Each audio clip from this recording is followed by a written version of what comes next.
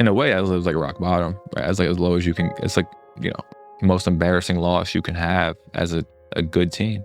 When that type of trade happened, how do you guys process that event? It can't and it never does storm forever. Yeah. I mean, that's a big thing that people don't understand. It's like whenever you come back from something, your body can either compensate, you have to trust it mentally, and then you're not used to the what it takes to play NBA games again, because you can't control the thoughts you have, and most of them don't matter till you kind of give power to them. Who's the GOAT? If I gotta pick, I'll pick.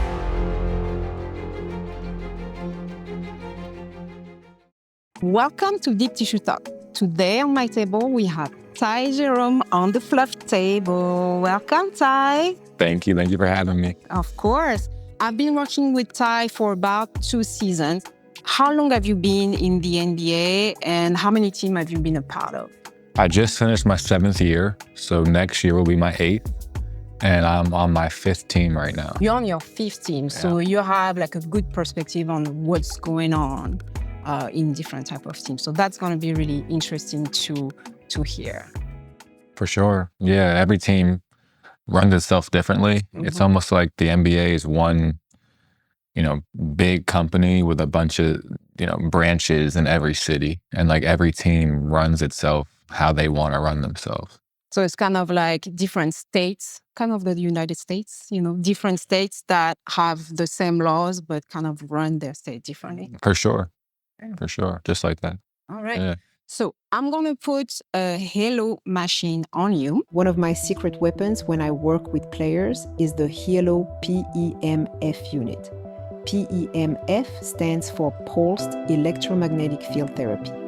Research suggests that PEMF may help support the body's natural recovery process by reducing inflammation, improving circulation, supporting tissue repair, and influencing cellular energy production. What I love about the Haelo is how easy it is to use. I can place it directly over the area I want to target, or position it near the center of the body for a more global recovery session. Then I choose the program, let it run, and allow the frequencies to do their work while I continue my manual therapy. It feels like having 2 therapists working at the same time.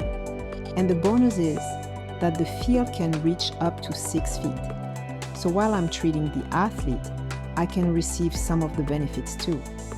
With the premium version, you can access even more programs designed to support things like brain health, grounding, digestion, meditation, and wellness routines, inspired by sauna or cold plunge sessions.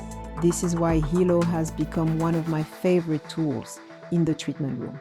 It's simple, powerful, and designed to help the body recover on a deeper cellular level. Check them out and explore all the different frequencies they offer.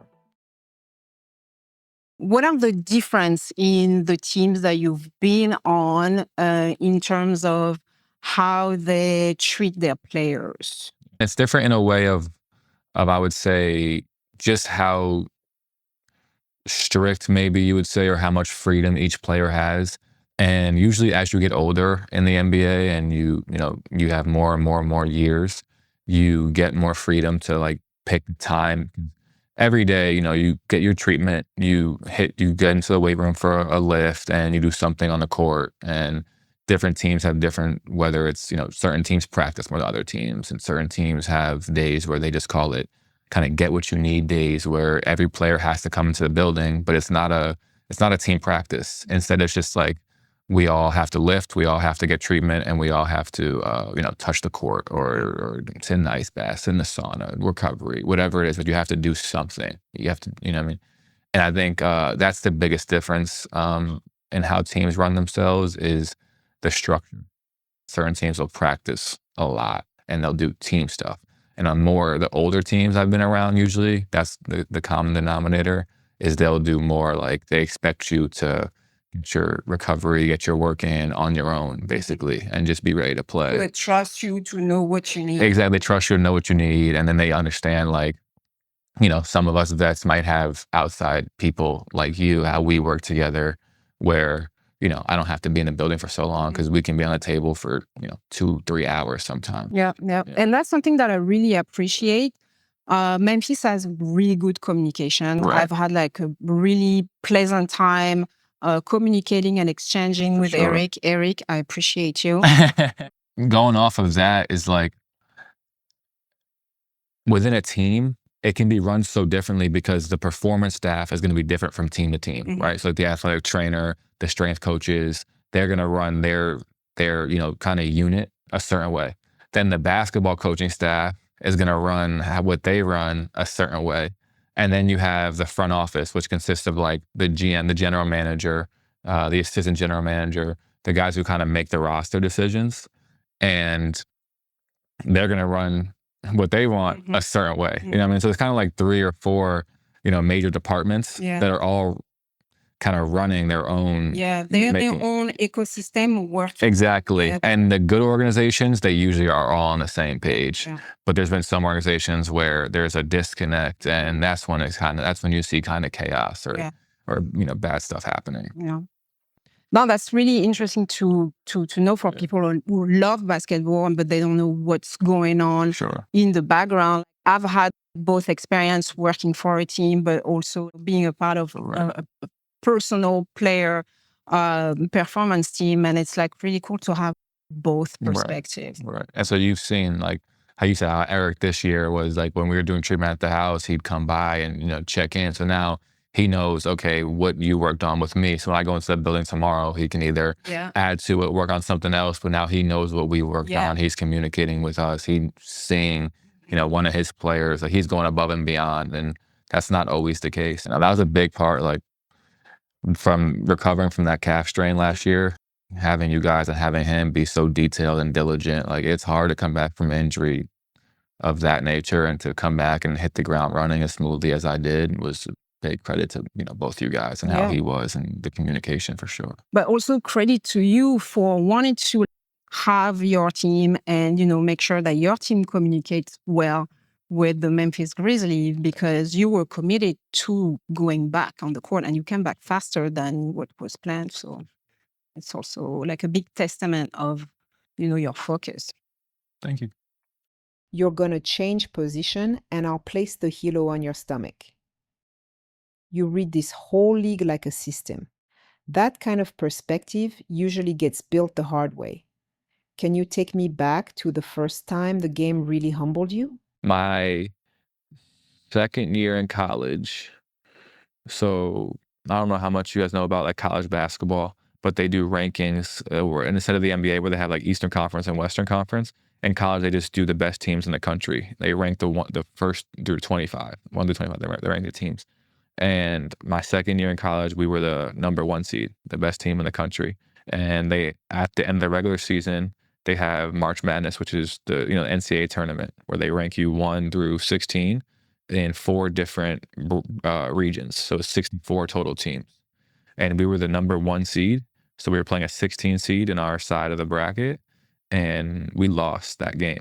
So it was like the biggest upset in the history of college basketball. We were the first ever 1 seed to lose to a 16 seed.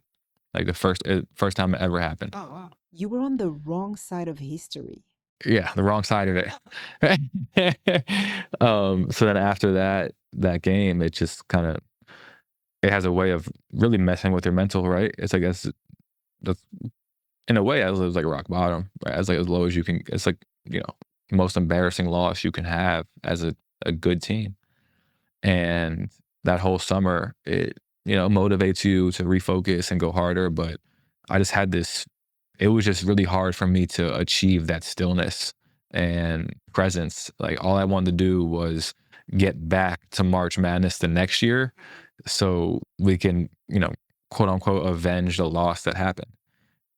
I was missing out on just the appreciation for every day and the ability to stay in the present and focus on getting better every day so that when the time comes, you're even more prepared. I think so that's when it happened. It was during the following year. I just noticed I was like, okay, I'm just not present at all. Like I had this little anxiety that just keeps looking towards the future and thinking about that loss and how do we avenge it. And like I keep having that thought. So I met with a sports psychologist at UVA, Virginia, where I went to school. And he introduced meditation to me and just the ability to stay present and how you work on that and how normal it is for your brain to run, how many thoughts you have a day and to The not monkey the mind. monkey mind. And, most people, I think, when their mind starts to go, and I do this now even while I'm playing, because it's, or just throughout the day, you never have a perfect day. So your mind is running a million thoughts. And most of them, you're like, it's so easy to be, why did I think that? You know what I mean? Like I don't want to think that. But it's okay. It's okay. And the ability to normalize it and then come back to the present and just recenter yourself throughout the day. And observe your thoughts. And observe your thoughts. Understand why you pay attention to them. Exactly. And then meditation makes all that easier. So I think that's when the practice started. That's when I realized the importance of it. And then the next year we ended up winning the national championship, like the whole thing, that same year. So that was a pretty cool story. Was that practice difficult at first? Yeah, the more you do it, the more common you do it, the easier it gets, the more relaxing it becomes. And then the less stress you feel throughout the day too. And I can even feel it when I got injured, like I got away from it. I got away from that. I got away from just the intense recovery. I hadn't seen you and Yodi in a while. Like all that stuff adds up. There's no one reason that you get hurt, but all that stuff adds up. Did you get like some sort of at some point, as you're learning how to meditate, like an aha moment where you're like, oh, I actually feel good. Like for me, it was at some point being able to realize, wow, I didn't think of anything. I didn't have any thought. Right. And it's very short. Yeah. But like, Yeah. okay, I want more of that. Yeah. Right now, I started right where I started coming back this season, I started doing like 25 minutes a day. So I wake up 25 minutes a day. Like that's how I start my day. And as the day goes on and then the days go on, I get more of that time. Whether like it might start as 30 seconds and then it stops and it stops. But now I can sometimes go like minutes at a time without anything. And I think the biggest thing for me is it becomes easier to have my mind racing and to almost have separation from my own mind because you can't control the thoughts you have and most of them don't matter. They don't really matter until you kind of give power to them. It's so true. You know what I mean? So that's the biggest thing, to almost have separation and freedom from my own mind, which is Choose what thoughts and what vibration you want to embrace. exactly. So you can keep on going on this beautiful earth. Exactly. we live So I don't think a thought really has any power until you give it power. You attach an emotion to it, Yeah. and then it becomes a real thing. But if it's just running in your mind, you're able to just like move past it, and it's And that's a very interesting insight because I'm really into somatic pain. Right. And so we've talked about, for example, like a calf pain, for example, for some people is like because the calf is a muscle that propels you forward. right. Sometimes it happened at a moment in your life where your life is just going crazy and you're tired and you know that you have to push forward, but actually you would love to be able to like slow down, but you can't Right. because for whatever the reason. Talking with some players who have had calf pain, when I ask them what was happening in your life at that moment, it's a lot of the same answer. For sure. My life was going Sure. 100 miles. 100 miles an hour. You're trying to take another step in your career. Everything is go, go, go. And then, no, I am a firm believer in all that, for sure. Yes, that's beautiful. Yodi introduced us last season, and so I want to give Yodi a shout out because she has a company called Curate, and she's in charge of finding professionals for athletes. So we worked together when you were in the Cleveland Cavaliers, and then I came back again to help you in your rehab after the injury. I would like for you to take me back to that moment where you start in a new team, season's about to start, that's the preseason, and at the beginning of that game in Miami, you get injured. Can you explain to me how that felt? Did you had any moment where you felt something, a tightness, maybe pressure of a new contract? What's your analysis? I think it's a mix of a lot of things, right? I think, like we talk about all the time, where some injuries can be unlucky. Like I think the position that I put myself in, like my foot was so far back, and I went to accelerate, and it was just a really bad position. Like that's a big factor of it. But I also think it was a lot of what you said, right? That I had just finished a long year with Cleveland, and Pretty intense one too. yeah, You were finalists for the Sixth Man of the Year, a lot of pressure. yeah, it was a fun year, like a super fun year. And then, then I signed with Memphis in the summer. So it was just a long summer, and having to move, Cleveland. I had my house in LA at the time. And I was just moving around a lot, and then that kind of it tires you out. Like if it's one thing I've learned about off seasons is like the more as a player you can stay in one place and kind of reset, because you want to go into next season feeling fresh and as rested as possible. Like that's a big thing. And that summer was just, I didn't have the time, or I wasn't able to, or I just didn't. And, that's on me. Stay in one place or get to one place for an extended period of time to kind of reset my body mentally and physically. And I think then going into training camp, I got to Memphis in September, and it was just a lot. We started working really, doing a lot right away. And, we hit the ground running in that last preseason game. I wasn't really stressed. I was kind of tired. Like I was more tired than I've ever been in the preseason. Yeah. Was it a mix of being Yeah. tired and being excited too? Because sometimes the off season is Yeah. so long and you're just so excited. Ready to play. Yeah, all the above probably. Tired and just kind of mentally too. It's hard to explain, but mentally I didn't feel as sharp as I normally do or fresh as I normally do to start a season. And I think you mix all that and then, start the game and the preseason game, and, my foot gets in that bad position. I go try to push off of it, and boom, just like that. One misstep. So, yeah. And so you get injured. Like what happened at the moment that you realize, shit, something happened? Like, what happened in your head? Where do your thoughts go? At first, I thought I just got a really bad knee to the calf, like just a really bad one. It felt like I couldn't, walk for a second. You get kneed really hard. It just feels like, and I'm like, okay, hopefully this goes away. And I got fouled on the play, so I stepped to the free throw line. And when I stepped to the free throw line, I couldn't get off my toe at all. And I was like, oh shit, this might be, worse than just a knee. And later, I found out the person didn't even knee me.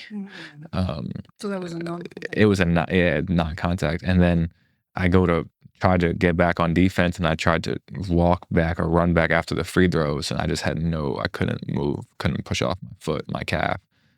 So I didn't know what it was, but I knew it was fairly bad because I knew it wasn't anything that like I'd be back from in a week. You know what I mean? So then I think when that happens, you go back into the training room. So I went back with Eric, our trainer at the time, and he first tested to make sure it wasn't my Achilles, which luckily it wasn't.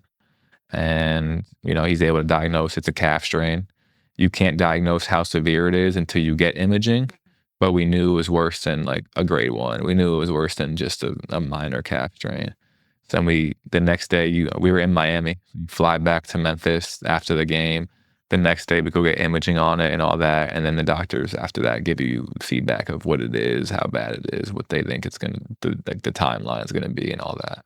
What happened in your body when the doctor tell you, this is what I see?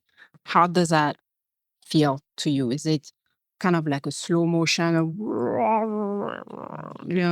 like, how does that, like I see it almost like a movie. Yeah, it's I try to not be that dramatic. Just because I've been through, like, I had hip surgery in high school. I mean, so I've been through a lot already with my body, and truthfully, each time I've had an injury where I've missed extended time, it gives you time to learn your body more, come back stronger, and come back even better as a player, and just as your mind gets sharper.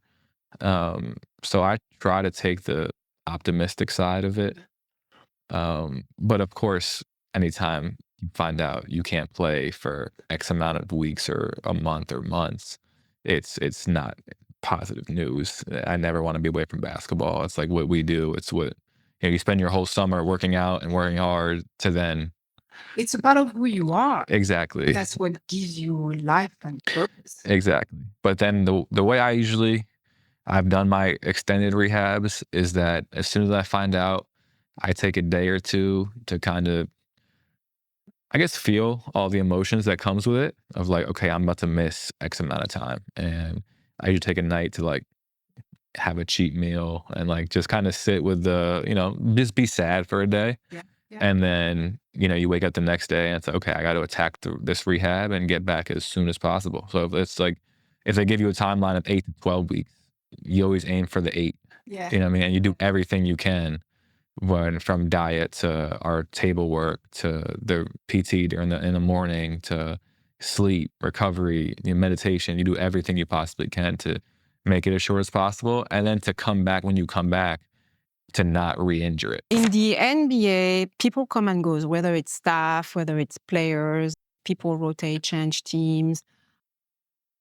One of your teammates who I work with too, Jaren Jackson, got traded this year. And honestly, it was a surprise for all of us.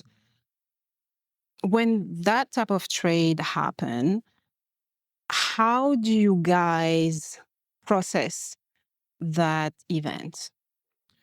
I think the toughest part is the abruptness of it all, right? Because I remember right before that was my second game back from injury, and it was our first game playing together, and we won. We both played really well, and like we're like, oh, okay, we got a good little thing. We could have a good little thing going here. And the next day, we come into the gym for a film session from the previous game, and we all go to step on the court, and we bring it in to huddle up, and just 4 guys aren't there. And coach brings it in. He's like, just found out 4 of your teammates got traded. Jaren being the biggest name of the 4, but that's how you find out. You know what I mean? Like, it just happens like this. So that's probably the toughest part about whether it happens to you. I've been traded once, or it happens to your teammate. It's just how quickly it happens and the abruptness of it. But the longer you're in the league, you understand that it can happen. And I think we have, the best job in the world. We play basketball for a living. But, like any other job, there's nothing's going to be perfect. And that's one of the tough parts about the business, is that people that you get close to, whether it be teammates, staff members, can get, let go, or, some of your best friends can get traded or cut, waived, whatever it may be. And the longer you stay in a league, the more you're going to see that happen. You know what I mean? So, even my rookie year, actually, one of my, vets, like the older players that I was really close with, his name was Tyler Johnson. And we were super close. Like, he kind of was, he was like my vet. Like, a lot of rookies have like a vet that they, are close with and kind of help show them, teach you the business and it's just how to move around and all that stuff. And he was we started to become really close. And, one day you walk into the building and he was gone. You know what I mean? Like, it's not a team anymore. And it's just like the abruptness of it, like I said, is the toughest part for sure. Does it make you, when that things happen, does it make you rethink your place in the team, or it's kind of like, okay, this is just business that happened, let's keep going? I actually think about that often, right? Like, knowing that organizations are going to do what's best for them always.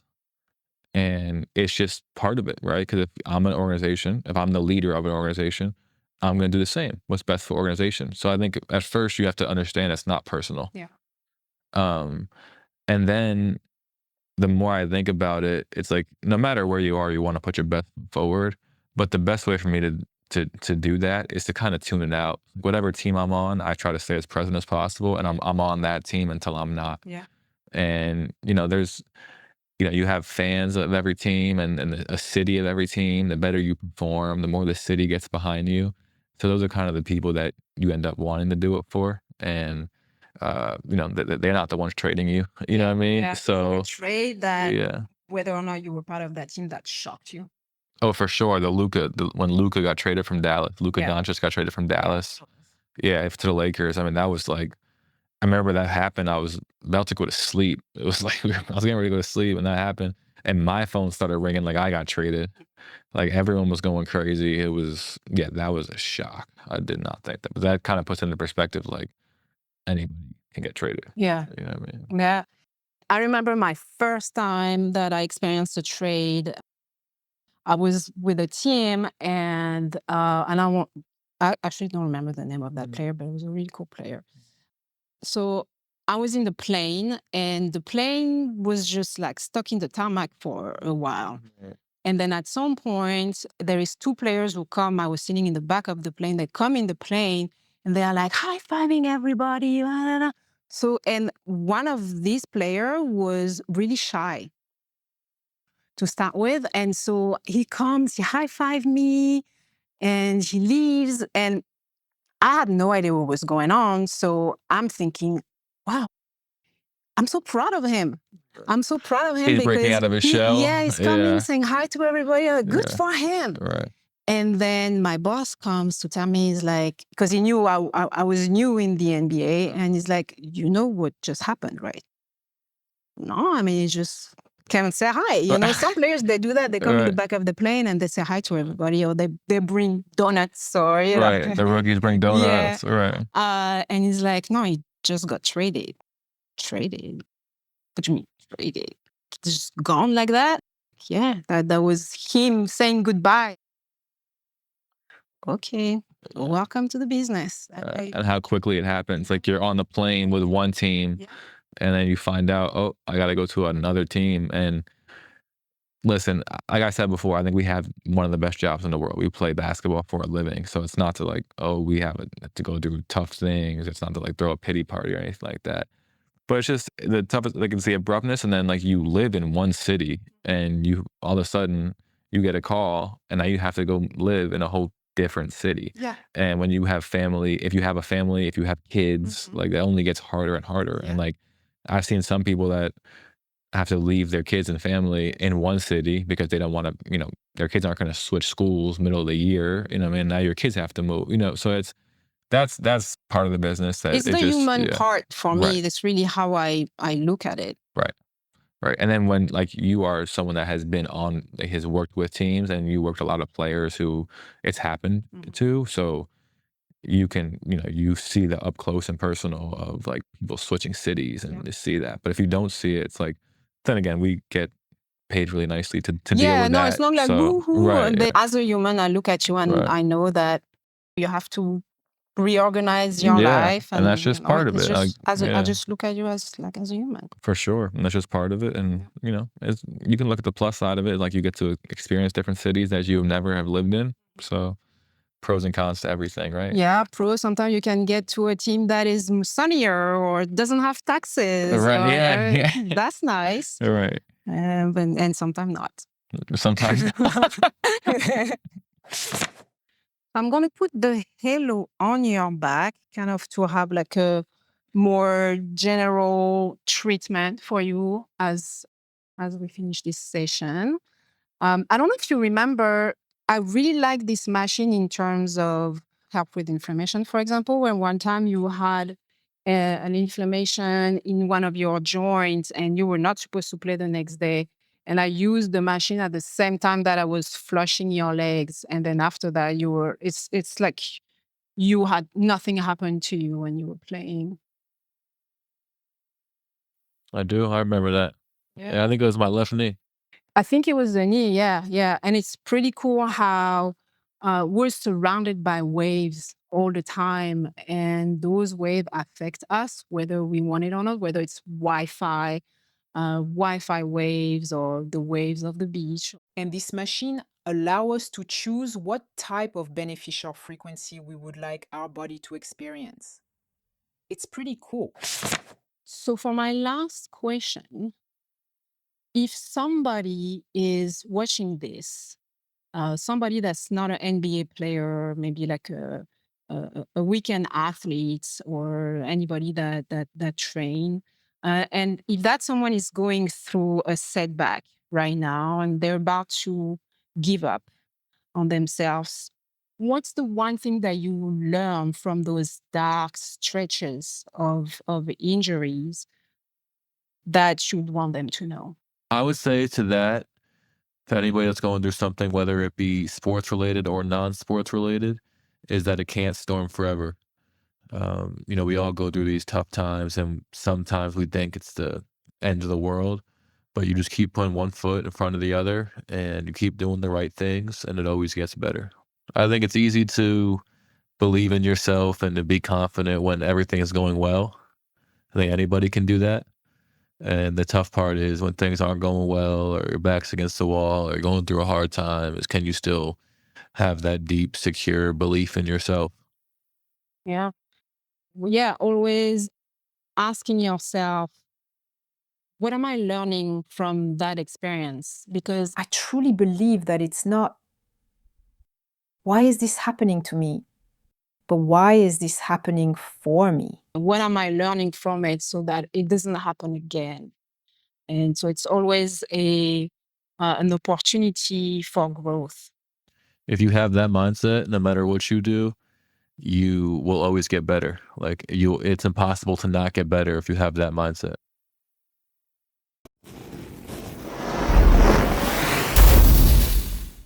People don't know that, but during a Deep Tissue Talks episode, I'm really nice to those players and to my guests. Because in real life, my treatment can be really deep and slow and painful sometimes. But you're going to be doing this exercise under fire. So let's do it. Let's see if you can handle the pressure. Perfect. All right. First question. Most overrated skills to have in the NBA?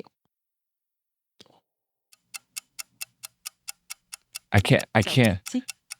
That's tough because everyone in the NBA has a really unique skill, and some skills are more useful than others, but everyone is good at what they do. So it's not even a political answer. It's just like everyone in the NBA is in the NBA for a reason. All right, we'll take Yeah. it. We'll take it Yeah. as an answer. Yeah. All right.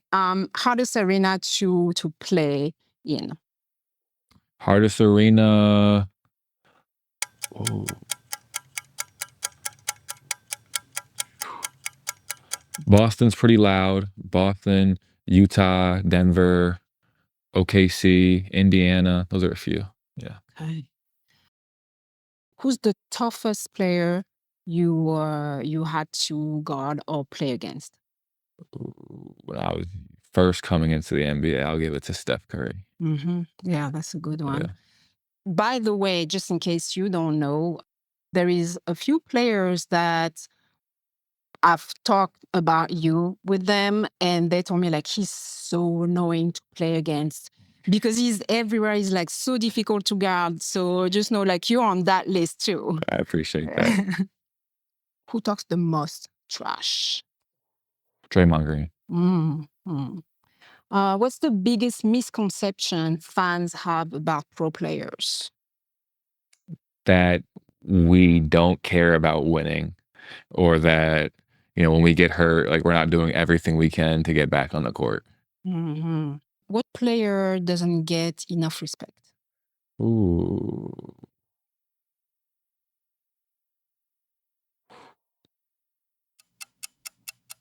Let's go. I mean, there's so many. Let's go Max Strus. Okay. Yeah. That's a good one. Cleveland. That's a good one. If there is a rule that you could change in the NBA and you had that power, what would it be? That when you pass to someone and they get fouled, if they make both of the free throws, it still counts as an assist.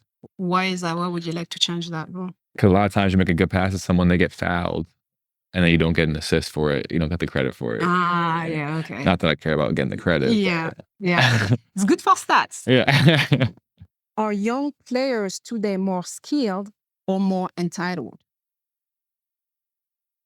I wouldn't say more entitled. I think definitely different generation growing up, and now you're paying college kids and paying high school kids. So I think definitely different generation and how they grow up. But I think everyone is their own person. I kind of think it's just like in life, different generations grow up differently. So they have different characteristics, but it's tough to completely group or stereotype a whole generation. What's something coaches say publicly that players know isn't true? I think you learn in like a post-game press conference, especially in the playoffs, when coaches are asked questions about their strategy or how to guard someone or what they're going to do next game, they're never going to give away their actual strategy. So it's always kind of a chess match of like, oh, I'll tell the other team this, I'll tell the other team this. But, you go to watch an interview and a smart coach is never going to actually tell you what his next move is. Who's the GOAT? If I got to pick, I'll pick LeBron. I'll pick LeBron James if I got to pick. Okay, that's fair. That's fair. In the last episode, I called him America's sweetheart. But it's for me, it's more like something nice to say about him because people really love him and would love to be his friend or know him and spend time with him. So for me, he's American sweetheart. And probably the GOAT. I don't know enough about basketball. Yeah, I mean, you can leave it up to you. You can pick whoever you like. There's no going wrong with Jordan, LeBron, whoever you pick. There's so many great players, but I just think the longevity, how long he's been able to do this for, has never been seen before on a basketball court. So that's why I'll give him the edge. I agree. All right, you passed the test on the fire. Good job. Thank you. And that's a wrap.